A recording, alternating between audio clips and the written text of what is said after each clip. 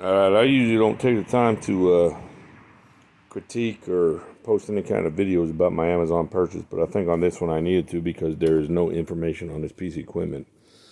I bought the Taishi belt grinder and loved it when it first got here, and then when I turned it on, it did not run at all. It would come up, run for about a second, and trip all of my breakers. Tried everything, and based on my experience, I was an electrician, millwright for 30 plus years. Did a little bit of troubleshooting, and the wiring is not up to standard. So what I did was I replaced the wire with 12-3. I made an on-off switch because it does not come with an on-off switch. It does now.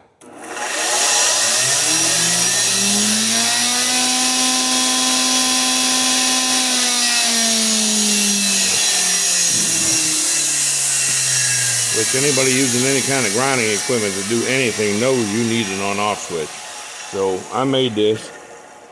The second issue I had was it said it was a 2-inch by 72 to a 2-inch by 82. When I got mine, I could not run a 72 by 2-inch belt. What I found out was this arm was too long. It was hitting the back here. So I did some measurements and I cut 3 inches off of it. Works fantastic. I could now take it out, run the full 7 by 80 or 2-inch by 82-inch belt.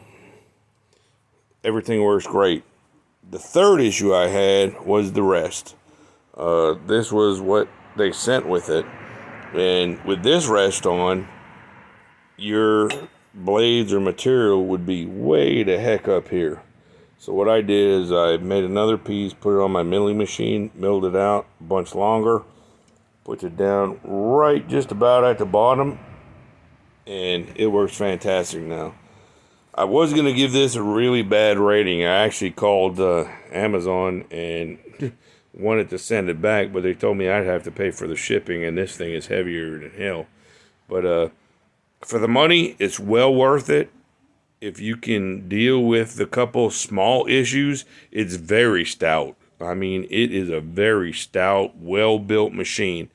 Of course, it's Chinese, so the bearings might go in the motor eventually. We'll replace them with Timken when they go. And, of course, there was a screw missing, and the only one I had was this one. So, but my issue was the rest, the length of the arm, and the wiring. Everybody's going to have an issue with the wiring. Like I said, I built a box.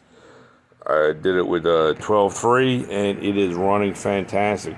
And just to show you, I mean, I'm making a sword out of a 2 3/4 inch wrench, or 1 3/4 wrench, and this thing will eat some steel. I mean, it's not scared. It'll do some damage to some steel. But I just wanted to post this on here. It's well worth the money if you could work through the issues and you know how to get past the issues. Other than that, I'm 110% pleased with this piece of machinery.